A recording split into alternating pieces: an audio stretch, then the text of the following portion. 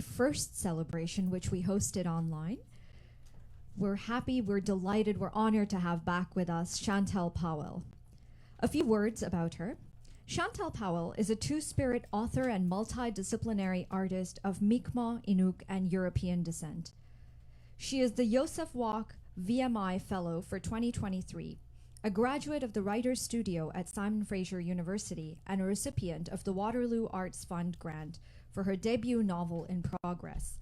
Her writing appears in Augur, Feminist Studies Journal, Prairie Fire, Yellow Medicine Journal, and more. When she's not writing or making things, she wrangles chinchillas and gets filthy in the woods.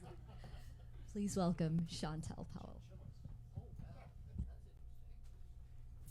Can you hear me? Excellent. Yes, I do wrangle chinchillas. It's true. I didn't bring any with me, though. Today, I'd like to read two stories that I've written. The first one is my take on Hans Christian Andersen's The Snow Queen, and I call it The Snow Hath No Queen. Chimney County has a good water disposal system, a waste disposal system, but we must all do our part to keep the streets clean. Sunflakes melt tires into treacle, and if they're allowed to bank up, they will catch the air on fire. Then sirens fill the air, and we must all return to our homes and seal the entryways. Even the filtered air stinks of burning petrochemicals on those days. I live on Smokestack 32A on Chimney Sweep Street in Chimney County. I close the sunroof when Hyperion sails by overhead, and his team's hooves tear up the cobblestones of the sky to send the sunflakes raining down. Once Hyperion reaches the west, I don my asbestos suit and go out into the heat-hazed streets to shovel the driveway. I dump the sunflakes into insulated dustbins and not onto the street because I am a good citizen. I live in a smokestack because it was designed to withstand great heat, and at night, when the heat isn't quite as fierce, I dream of snow. No one has ever seen such a thing. It's a fairy tale creation like unicorns or lions. And in my dreams, there are no sunflakes, no asbestos suits, and no heat sirens. Instead of glowing with molten plastics, the world is white and flecked with synthetic diamond sparkles. I'm not covered in soot and sweat. Instead, my skin shrinks against my flesh and my silver exhalations off-gas into the sky.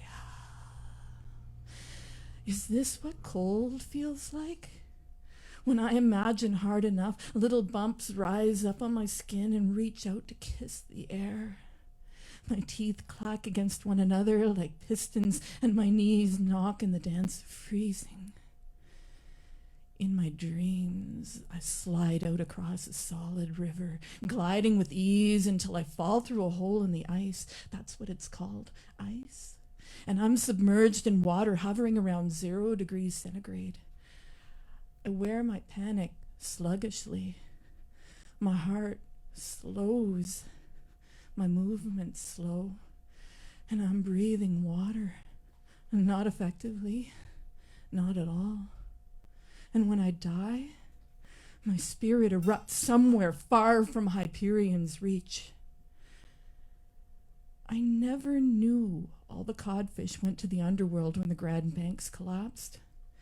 When my ancient ancestors first came from the eastern continents, the cod were so plentiful that you could hop your way across the ocean on their backs.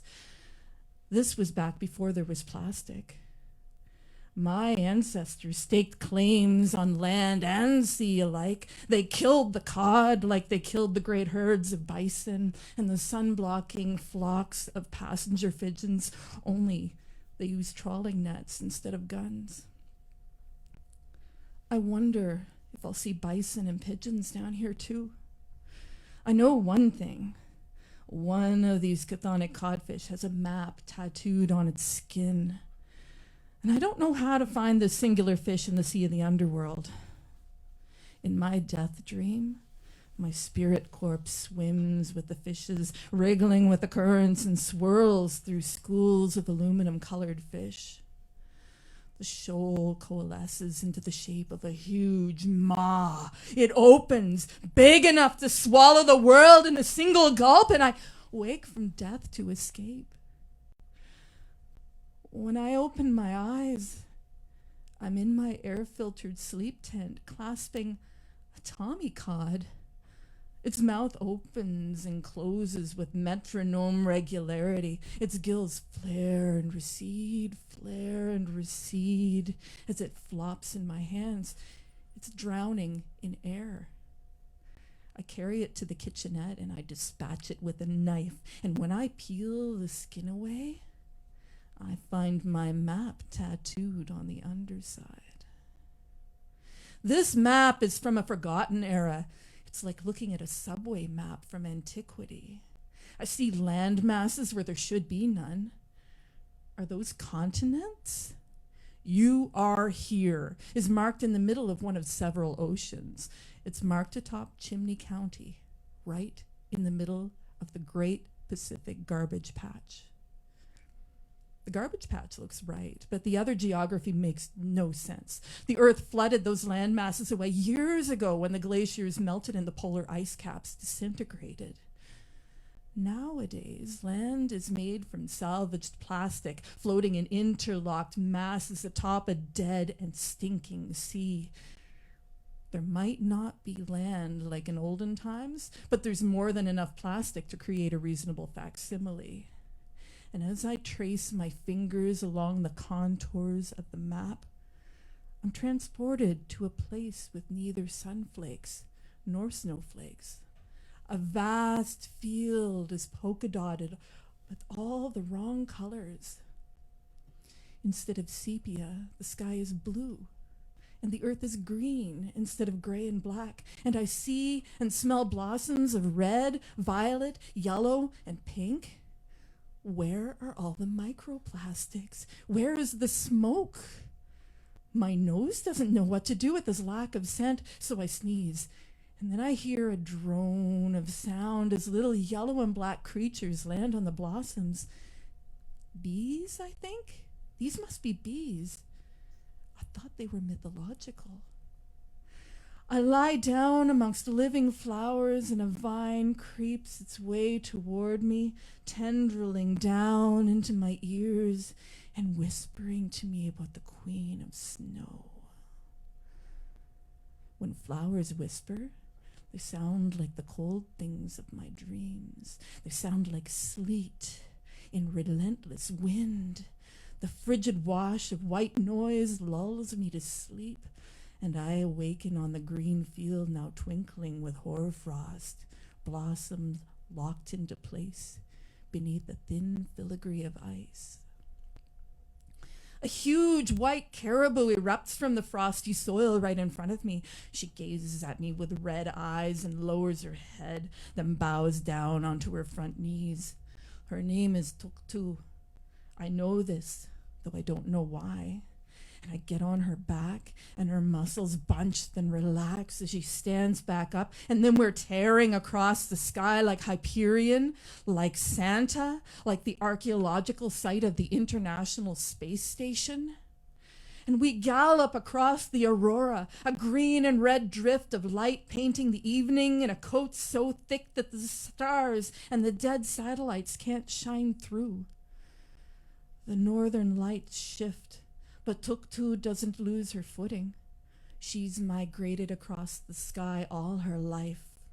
We pass over taiga, muskeg, and tundra, rocks encrusted with lichen, massive floating icebergs, and sheets of ice reaching out across the Arctic Sea. We pass through a conspiracy of ravens, croaking and cawing as they wheel through the air. And we travel for hours through relentless sky until we find a campsite with glowing ice mounds spread out across the tundra. Tuktu will not enter the camp, so I slide off her back. She snorts, then leaps back up into the sky and gallops off. A massive igloo rises like a mountain before me. I pass sleeping dogs, their noses tucked beneath their tails, and I crawl through the entrance. Inside is a lake, light flickering far beneath the frozen, translucent surface. That's fire down there, the only familiar thing I've seen on this journey. And I walk across the ice in my bare feet, reach inside my coat pocket and pull out a handful of sunflakes, and I scatter them, and they burrow like worms all the way through the ice, hissing as they go. A woman clad in white fur rises from the water on the back of a whale, her hair a wild black tangle of icicles, and she has no fingers. Seals and walruses squeeze out from the stumps. "You have no business here, Halinat," she says from the pinniped pile. She waves her sea-birthing hands, and like that, I'm back home. I live in Smokestack 32A on Chimney Sweep Street in Chimney County. In the daytime, I wear asbestos, and when the heat is not so bad, I dream of winter and the caribou in the sky. I dream of huge schools of fish and fire burning below the ice. I dream of these things, but I'm careful not to think of the woman with no fingers. I'm a good citizen. I go outside and shovel sunflakes into the bins.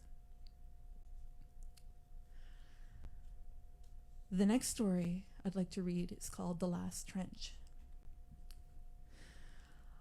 I awake at the witching hour amongst a flood of ghosts. We rise from our unmarked graves, twisting and twirling like smoke in disturbed stillness.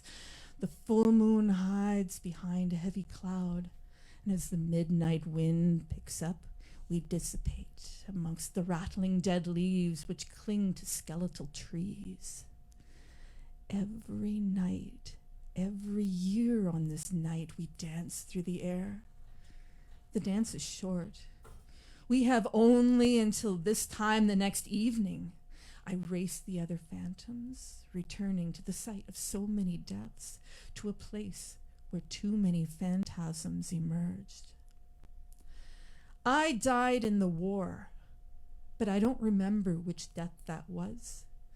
There have been so many. My death is muddled together with that of the other ghosts. Our suffering braids together into howls of gusting wind. If I find the place of my own body's passing, then I have a chance of ending the cycle. I ride the advection of late autumn's eddies, blowing away the final traces of warmth. I drop with condensation to the battlefield. No bombs or broken bodies are strewn here tonight, but forgotten bone fragments remain buried beneath the lawn. This terrible site has become a place of beauty, and dead grass sparkles with falling frost in the moonlight. I must find the place where I exhaled my last breath. I waft around and around the perimeter of the battlefield. That was the barbed wire spot.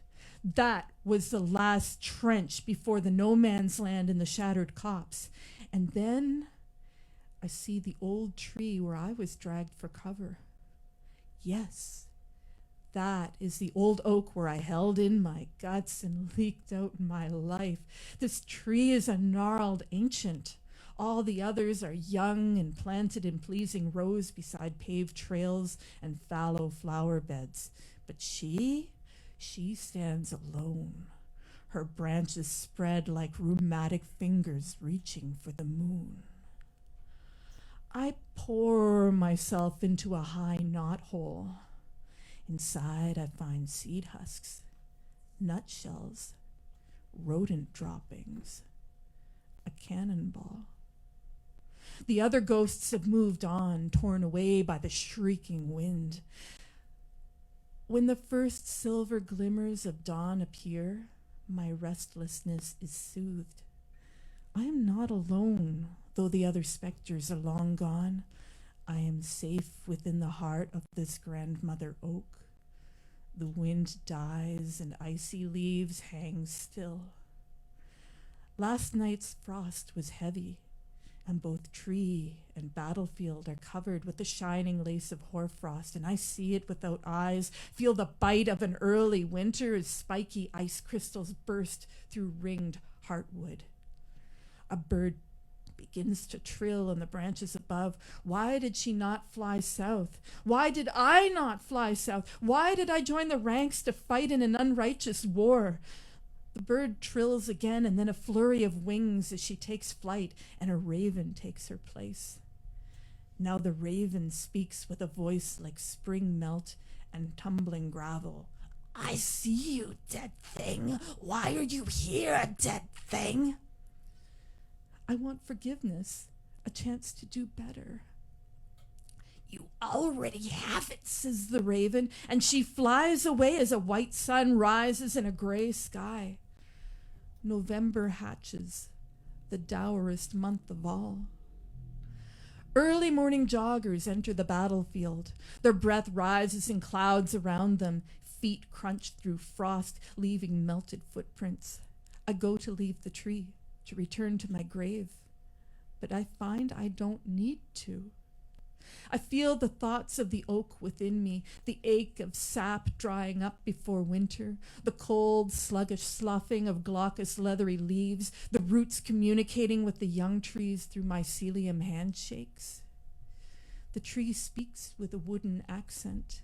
She remembers me, thanks me for the blessing of blood spilled in a protective circle around her trunk. So I died in order that she may live? I can accept this. A tree is a holy creature, and maybe now my death holds meaning. Apricity melts the ice and mist hangs in the air. Some of the ghosts are back now that the wind is gone. They loiter in vapor, swirling about the legs of passers-by. Only the children and the very old seem to notice. The children kick at the mist.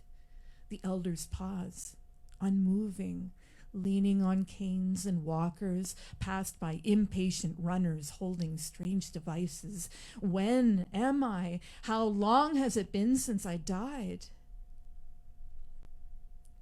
A dog approaches the tree at noon, sniffs, raises a leg, and I feel the stream of urine as the tree does, a blast of heat trickling down between the roots. Our roots. I am becoming rooted. I am becoming one with this good-hearted tree, pockmarked by gunfire, scabbed over by thick, gnarled bark. The wood around the hidden cannonball healed a long time ago. Funny that a direct hit should be survivable. Funny that this wounded wood became a home to generations of creatures. Funny that this has become my final resting place. I never paid much heed to trees when I was alive, but now I feel the intake of carbon dioxide, the soft exhalation of oxygen, and I am awestruck by the silent generosity of trees. To become one with a tree is a high honor. Day ends, pulling closed the shutters of dusk, and a crepuscular silence blooms in the darkness. Streetlights blink on in blossoms of blue-white and orange halos. Thank you.